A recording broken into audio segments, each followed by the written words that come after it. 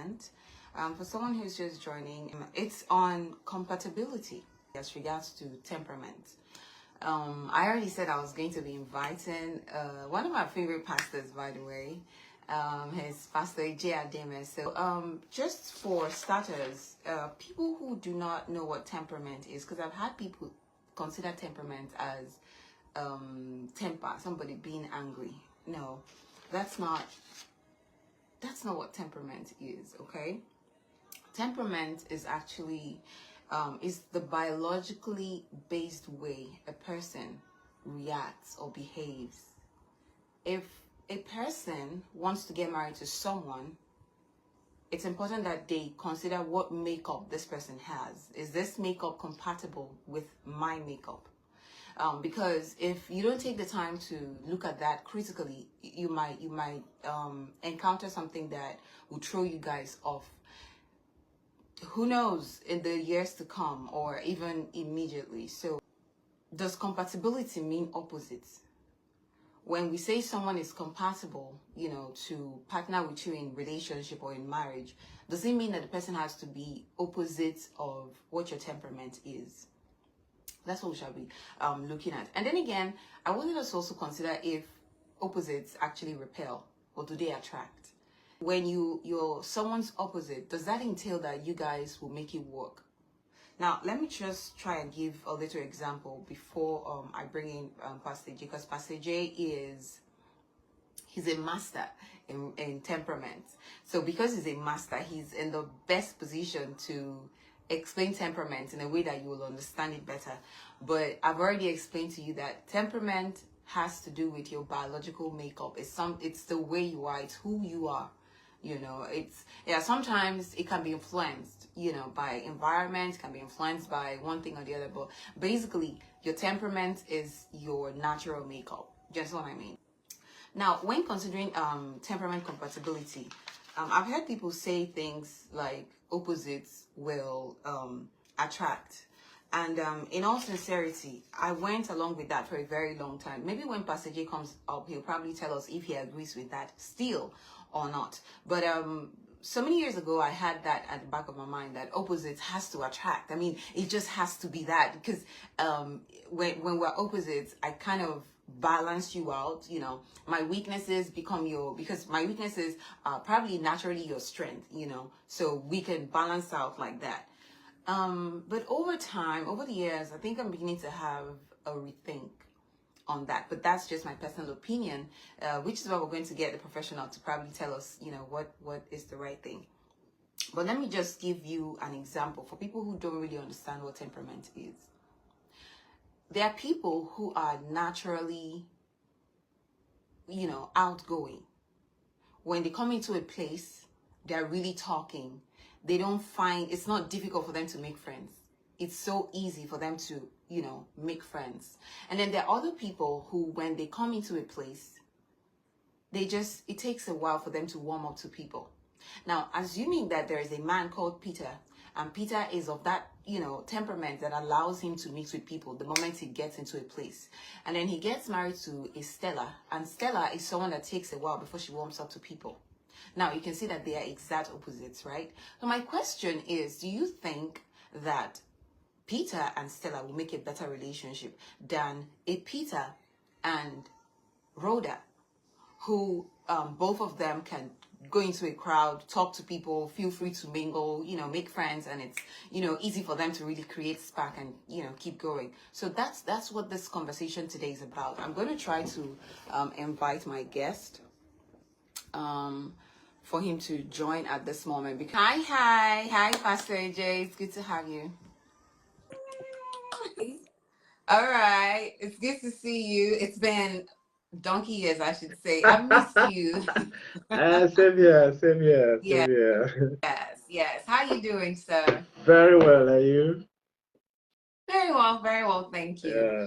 Okay, just before you came on, I was trying to have the conversation on temperament and compatibility in relationship. Yeah. I just wanted us to figure out if opposites would work better, or if you'd say similar temperaments would work better. Now, for people who don't have any idea what temperament is about, could you like just, give us like a background.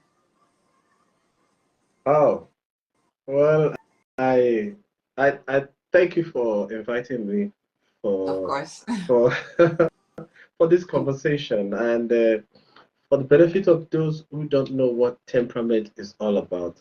Temperament is simply the total inventory of your personality. That means that if you as an individual is a handbag, when I empty that handbag, whatever I make a list of as the items in that handbag is called the inventory of that handbag. So when I empty you as an individual and I begin to find out those characteristics, qualities that make up you as a handbag, that is the individual. Whatever is in that list is your inventory. So I redefine temperament again. A temperament is the total inventory of a personality. So when I make a list of 20 of the things that I can find in you as your characteristics trait as an individual, the summary of that inventory is known as your temperament. Now, according to study, it has been discovered that in the course of doing this inventory analysis of human behavior, it was discovered that there are four classes. Human beings were classified into four categories. We have two of these categories known as introverts, while the other two are known as extroverts. The combinations. If you could just run down the combinations and then we go into complementary, because this is the crux of it. This is what people want to take away from this conversation today. They want to know the temperaments that they are looking for, the ones that will work best for them. But we can start by telling the combinations. The combinations, Yes, right? sir. Yes, sir. Yeah, go ahead. Like I said, we'll have the primary, the secondary temperaments. That's what we normally use for combinations.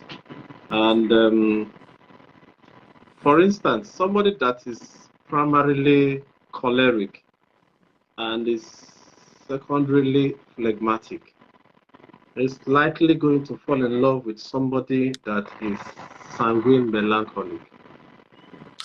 Do you get? Mm. Because that's the two temperaments that he doesn't have, and that is what he's going to be attracted to. And that's the temperament that will see him and also want to get attracted to him. So that is how it works. So in relationship and attraction, you first of all define who you are. Identify your primary and your secondary temperament. At the moment that is done, you have identified your primary and your secondary temperament. Then automatically you are looking for the other two.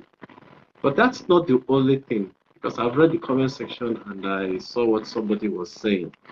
This is just like, I don't know, anybody that is into coding will know that in a website we'll have what is called the HTML. That is just the skeleton. But what adds flesh to your design is the CSS and the JavaScript. So temperament is just like the skeleton of the relationship. When you now begin to talk about your value systems, where you're heading to in life, the things that you appreciate in life and the rest of them. So that's the flesh to the relationship. It doesn't mean that the temperament is not important. But when you are getting married to the opposite temperament, make sure that that opposite temperament have the same value system with you. It's very important because it will make the two of you speak the same language. Most relationships are having issues because they are not speaking the same language.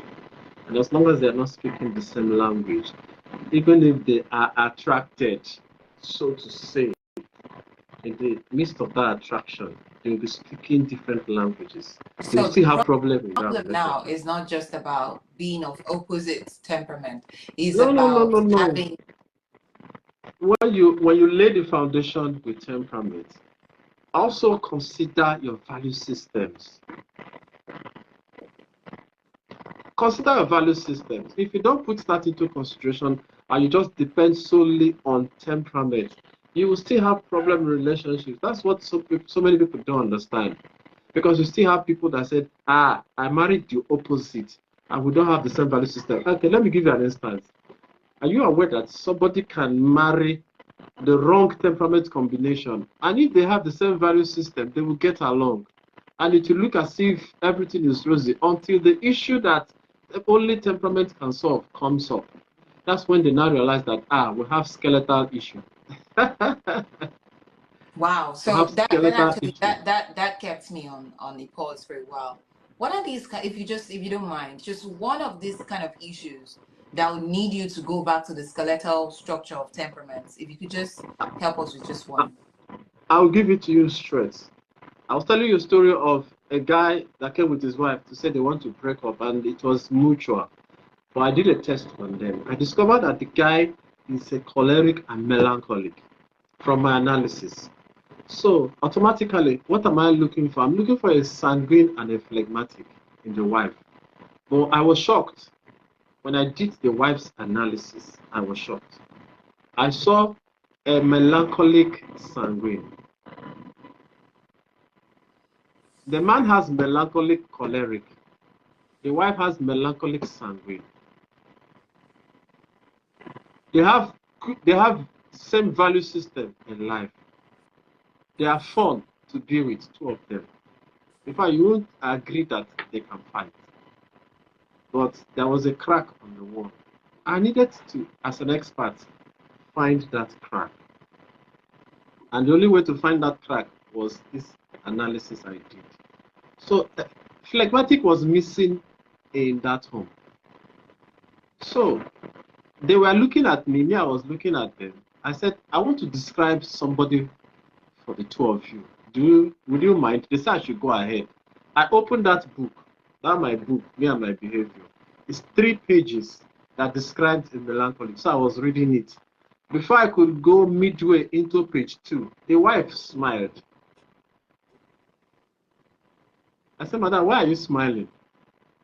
She went into a kind of laughter that made her tell me that she was guilty of everything I was reading. I said, okay, calm down, let me finish. By the time I was done, I said, man, do you know who I just described? She continued laughing. I said, I just described somebody you shut down. So I told her, was there a time you were displaying these characteristics? She said, yes. You shut it down? She said, yes. I asked her why. She didn't give me any answer. So I told her. And funny enough, the husband said, sir, I would do anything to make this thing work. It was at that moment I told him, Oga, there's nothing you can do to make this thing work. Because the crack is not coming from you. It's coming from a guy. A personality that your wife shut down. So I wanted to know who has the phlegmatic amongst the two. The guy didn't flip. It was the wife that did. So I now told the woman, have you noticed that the reason why the two of you came to me is because no argument ends in the house. Once you start arguing, nobody surrenders. She said yes. I said, because you are the one that has phlegmatic. Phlegmatics are the first to surrender in an argument. So that brings me to a home where if the man is the one that has phlegmatic, he should surrender first, because if the wife does not have phlegmatic, forever she will never surrender. Okay. Let me also say that now I don't know this family, but I'm just going to pitch in. It's also possible that over time she's been the peacemaker, surrendering, and then the other party, who is probably a choleric, is taking advantage of the peacemaking nature. And over time, yes, it might be an inherent, temperament, but she had to shut it down because probably she felt she was being taken advantage of. What do you think? It didn't come up in our conversation. She was only guilty. So if she intentionally shut it down, she should have told me. Do you know that Right. this conversation took place 9 years ago? I'm yet to have a second meeting with them, and they're living together. good one. That's They are really. living in one meeting, and it never happened again. I Besides the temperament, we need to have value systems that align. want to go deeper. Okay. Now, Okay. somebody that is choleric Mm-hmm. primarily and phlegmatic as a secondary temperament will marry someone that is melancholic as a primary temperament and sanguine as a secondary temperament. Mind you, the choleric is the outgoing person. Okay, so if the outgoing choleric is your primary temperament, the other temperament that is the outgoing should be the secondary of whoever that you'll be attracted to. Right. Have you seen it? So being a choleric, which is extrovert, combining with a phlegmatic, which is an introvert, you will end up with somebody that is melancholic, which is an introvert, as his primary. Then the extrovert, which is sanguine, will now be the person's secondary. You cannot have a primary extrovert and go for a primary extrovert. There's going to be too much noise. We're not going to hear Yes, ourselves. so it has to be alternated. Now, see where some people also have skeletal problems. I have choleric primary. I have phlegmatic secondary. I now go and marry. I know I need sanguine melancholy, but I now go and marry sanguine primary and melancholic secondary instead of melancholic primary and sanguine secondary. They are not the same. I hope you know. Yes, but some people don't know this, which is why we're having this conversation today. People That's don't even the know this. So yes, that's the 10 thing. years into the marriage, 5 years into the marriage, things are not working, even though they have, Now somebody similar values. somebody gets to meet someone that okay, you have sanguine and melancholic. You just jump in. You need to take it a step further by finding out which one is primary, which one is secondary. It's the same combination, no, but which one comes as primary and which one comes as secondary becomes very important at this stage. Because as a choleric phlegmatic, going for a sanguine melancholy would not be too good for you, but going for a melancholic sanguine is your perfect match. What you're saying is it's important one identifies what their temperament is, both the That's the primary and skeleton the of the secondary. relationship. That's the skeleton of your relationship. Yes. So it begins with you identifying what temperament you have, and then finding the opposites. So opposites are compatible.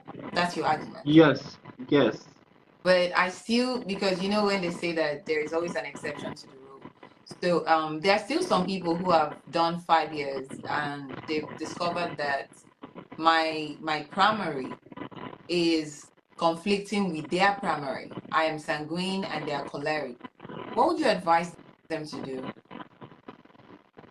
Everybody has a tertiary temperament. Pull it out. Because people, I get to answer this question a lot, and I always tell them, you can't end that relationship because you just discovered that you are sitting on a chair with 3 legs. You go fix the 4th leg. Somebody amongst the two of you has the ability to manifest that missing leg. Swap. There are homes you get to. It's very hard to take decisions. The man cannot stand on his ground. The woman cannot stand on her ground. Outside influences is dictating for both of them. Find who is closest to choleric amongst the two of them, and make sure that person pulls up that choleric tendencies. Swap it whatever he's claiming to be his secondary temperament. Once that choleric tendency becomes evident in his secondary temperament, you see there will be stability in that home. Right. So that's how this thing works. But thank you so very much. Thank you. I really do appreciate you.